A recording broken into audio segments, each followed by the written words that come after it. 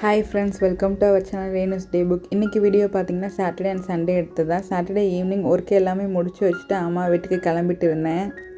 ஊருக்கு போகிறனால முன்னாடியே பார்த்திங்கன்னா வீடெல்லாம் க்ளீன் பண்ணி வச்சுட்டு போயிடலான்னு அதுக்கான ஒர்க் எல்லாம் தான் பார்த்துட்டு இருந்தேன். சண்டே பார்த்திங்கன்னா எனக்கு ஒரு முக்கியமான ஒர்க் இருக்குது. ஸோ அதனால் ஜோகனை அவங்க அம்மா கிட்டே விட்டுட்டு நான் அந்த ஒர்க்கு பார்க்கறதுக்காக கிளம்பிட்டேன். அது என்ன ஒர்க் அப்படிங்கிறத நெக்ஸ்ட் vlogல கண்டிப்பாக நான் ஷேர் பண்ணுறேன். இப்போது ஊருக்கு போனாலும் சரி, போகிறதுக்கு முன்னாடி நாள் பார்த்திங்கன்னா வீட்டை நல்லா க்ளீன் பண்ணி வச்சுட்டு தான் போவேன். ஏன்னா வந்தோடனே ப்ரெஷர் இல்லாமல் சமைக்கணும். ஆஃப்டர்நூனே பார்த்திங்கன்னா வீடெல்லாம் க்ளீன் பண்ணி விட்டுட்டு ஒரு டைம் ஆஃப் போட்டு விட்டுட்டேன். நெக்ஸ்ட்டு ரீஸ்டாக் பண்ண வேண்டிய க்ராசரி ஐட்டம்ஸ் எல்லாம் நிறைய இருந்துச்சு. ஸோ அதெல்லாம் ஸ்டோர் பண்ணி வச்சிடலான்னு ஸ்டோர் பண்ணிகிட்டு இருந்தேன். வீக் ஸ்டார்டிங்லேயே பார்த்திங்கன்னா இந்த மாதிரி ரீஸ்டாக் பண்ணி வைக்கும்போது வீக் ஃபுல்லாக சமைக்கிறதுக்கு ரொம்ப கம்ஃபர்டபுளாகவும் ஈஸியாகவும் இருக்கும். எனக்கு மோஸ்ட்லி சீக்கிரமாக காலியாகிறது இந்த சர்க்கரை தான். சீக்கிரமாக காலியாகிரும். முடிஞ்ச அளவுக்கு நானும் ஒயிட் சுகர் யூஸ் பண்ணுறதை குறைச்சிக்கலான்னு தான் நினைக்கிறேன். பட் கண்ட்ரோல் பண்ண முடியல. கூடிய சீக்கிரம் கொஞ்சம் கொஞ்சமாக கட் பண்ணிக்குவேன். க்ராசரி ஐட்டம்ஸ்லாம் ஸ்டோர் பண்ணி வைக்கிற இந்த பாக்ஸஸை பார்த்திங்கன்னா மந்த்லி ஒன்ஸ் க்ளீன் பண்ணாலே போதும். வீக்லி ஒன்ஸ் க்ளீன் பண்ணணும்னு கிடையாது. எனக்கு அதுக்கும் டைம் இருக்காது. ஸோ மந்த்லி ஒன்ஸ் க்ளீன் பண்ணிக்குவேன். அப்புறம் ஸ்டோர் பண்ணதுக்கப்புறமா கொஞ்சம் மிச்சம் இருக்கிறது எல்லாத்தையும் பார்த்திங்கன்னா இந்த மாதிரி லப்பர் பேண்ட் போட்டு கட்டி வச்சுருவேன். மாதிரி க்ராசரி ஐட்டம்ஸ்லாம் வாங்கும்போது எக்ஸ்பிரி டேட் கொஞ்சம் அதிக நாள் இருக்க மாதிரி பார்த்து வாங்குங்க. நான் யூஸ் பண்ணிகிட்டு இருக்க ஸ்டோரேஜ் கண்டெய்னர்ஸ் எல்லாமே பார்த்திங்கன்னா பிளாஸ்டிக் தான். கிளாஸில் யூஸ் பண்ணணுன்னு தான் எனக்கு ஆசை. பட் அதை மெயின்டைன் பண்ணுறது கொஞ்சம் கஷ்டம். கொஞ்சம் கொஞ்சமாக எல்லாத்தையும் மாற்றிடலான்னு நினைக்கிறேன். கூடிய சீக்கிரம் மாற்றிடுவேன்.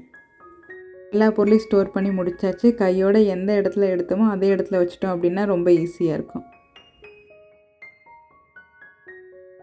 இதெல்லாம் எனக்கு ஸ்டோர் பண்ணி முடிக்கிறதுக்குள்ளேயே பார்த்திங்கன்னா மணி 5:30 கிட்ட ஆயிடுச்சு. ஸோ தம்பிக்கு பால் ஆற்றணும். அதனால் தம்பிக்கு பால் ஆற்றுறதுக்காக வந்துட்டேன். என் ஹஸ்பண்ட் இப்போ கொஞ்ச நேரத்தில் எங்களை பிக்கப் பண்ணுறதுக்காக வந்துடுவார். ஸோ ட்ராவல் டைமில் கண்டிப்பாக அவனுக்கு பசிக்கும். அதனால் இப்போவே பால் கொடுத்து கூட்டிகிட்டு போயிடலான்ட்டு பால் ஆற்றிட்டு இருந்தேன். இந்த மாதிரி ட்ராவல் டைமில் பார்த்திங்கன்னா குழந்தைங்களுக்கு பசி எடுக்கக்கூடாது. ஸோ முன்னாடியே பால் ஆற்றி கொடுத்து கூட்டிகிட்டு போங்க எங்கே போனாலும். நெக்ஸ்ட்டு பார்த்திங்கன்னா கொண்டு போகிற திங்ஸ் எல்லாம் பேக் பண்ண வேண்டியது இருக்குது. அதை ஆல்ரெடி எடுத்து வச்சுட்டேன். இனிமேல் பேக்கில் தான் அது எல்லாத்தையும் எடுத்து வைக்கணும். எப்போ என்னோடய திங்ஸ் எல்லாம் பேக் பண்ணாலும் சரி, நான் என்னோடய திங்ஸ் தனியாக, என் குழந்தையோட திங்ஸ் தனியாக தான் பேக் பண்ணுவேன். இது முக்கியமாக பால் பாட்டில் இப்போ எல்லாத்தையும் எடுத்து வச்சாச்சு. இனிமேல் கிளம்புற வேலை தான்.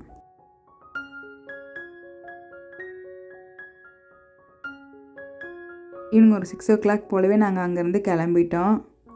எனக்கு ஊருக்கு வரனால நைட் டின்னருக்கு எதுவும் அம்மாவை சமைக்க வேணான்னு சொல்லிட்டேன்.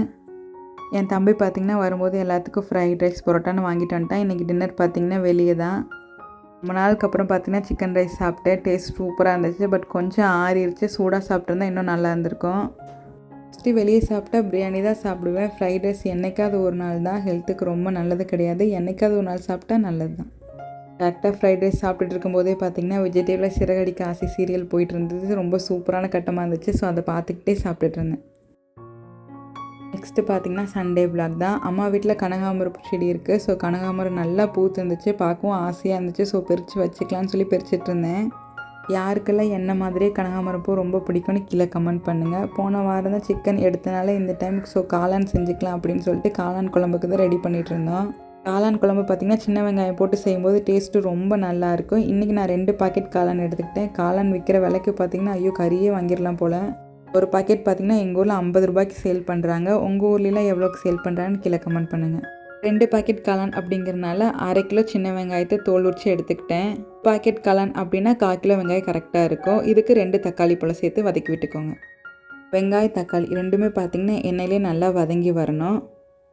ஒரு பாக்கெட் காளானுக்கு 1/4 கிலோ சின்ன வெங்காயம், ஒரு தக்காளி பழம், இது 2 வணக்கினா போதும், கரெக்டாக இருக்கும். இது கூடவே பார்த்திங்கன்னா ஒரு 3 பல் பூண்டு சேர்த்துக்கோங்க. காளான் குழம்புக்கு எனக்கு அவ்வளோவா இஞ்சி பிடிக்காது. ஸோ நான் இஞ்சியை அவாய்ட் பண்ணிக்கிட்டு பூண்டு மட்டும் சேர்த்துக்கிட்டேன். நெக்ஸ்ட்டு ஒரு கடாயில் எண்ணெய், கடுகு, கருவேப்பிலை, கட் பண்ணி வச்சுருக்க காளான் எல்லாத்தையும் சேர்த்துக்கலாம். காளான் பார்த்திங்கன்னா சிக்கன் மாதிரி தான் தண்ணி விடும். தண்ணி அதிகமாக சேர்க்க தேவையில்லை இதுக்கு. இப்போ காளான் எல்லாத்தையும் நல்லா வதக்கி விட்டுக்கலாம். நெக்ஸ்ட்டு தேவையான அளவுக்கு மஞ்சள் தூள், ஒரு 2 ஸ்பூன் கல்லுப்பு சேர்த்துக்கோங்க, கரெக்டாக இருக்கும். இப்போ இது எல்லாத்தையும் நல்லா கிளறி விட்டுக்கலாம். நெக்ஸ்ட்டு கரம் மசாலா ஒரு 3 ஸ்பூன் கரம் மசாலா சேர்த்துக்கோங்க. அடுத்து நம்ம வதக்கி வச்சுருக்க தேங்காய் தக்காளி பழத்தை பார்த்திங்கன்னா பேஸ்ட்டாக அரைச்சி சேர்த்துக்கலாம். இது கூடவே தேங்காய் வேணும்னாலும் சேர்த்துக்கலாம். இன்றைக்கி நான் தேங்காய் சேர்த்துக்கலாம், அவாய்ட் பண்ணிக்கிட்டேன். இப்போ நம்ம அரைச்சி வச்சுருக்க மசாலா எல்லாத்தையும் காளான் கூட சேர்த்து நல்லா கிளறி விட்டுக்கலாம். குழம்பு கொஞ்சம் கெட்டியாக வேணும் அப்படின்னா உங்களுக்கு தேவையான அளவுக்கு தண்ணி சேர்த்து மூடி போட்டு வேக வச்சுக்கோங்க. இன்றைக்கி காளான் குழம்புக்கு பார்த்திங்கன்னா சுட சுட சாதம் தான். சுட சுட சாதம் கூட காளான் குழம்பு ஊற்றி சாப்பிடும்போது டேஸ்ட்டு சூப்பராக இருந்துச்சு. கண்டிப்பாக இதே அளவோடு நீங்களும் ட்ரை பண்ணி பாருங்கள். ட்ரை பண்ணி பார்த்துட்டு எப்படி இருந்துச்சுன்னு கண்டிப்பாக கமெண்ட் பண்ணுங்கள். சாப்பிட்டு முடிச்சதுக்கப்புறமா நானும் அங்கேருந்து கிளம்பிட்டேன். நான் எங்கே போனேன், என்ன பிளான் அப்படிங்கிறத கண்டிப்பாக நெக்ஸ்ட் விளாகில் நான் ஷேர் பண்ணுறேன். அதுக்கு முன்னாடி நம்ம சேனல் நீங்கள் இன்னும் சப்ஸ்கிரைப் பண்ணாமல் இருந்தீங்கன்னா கண்டிப்பாக சப்ஸ்கிரைப் பண்ணிக்கோங்க. பாய்.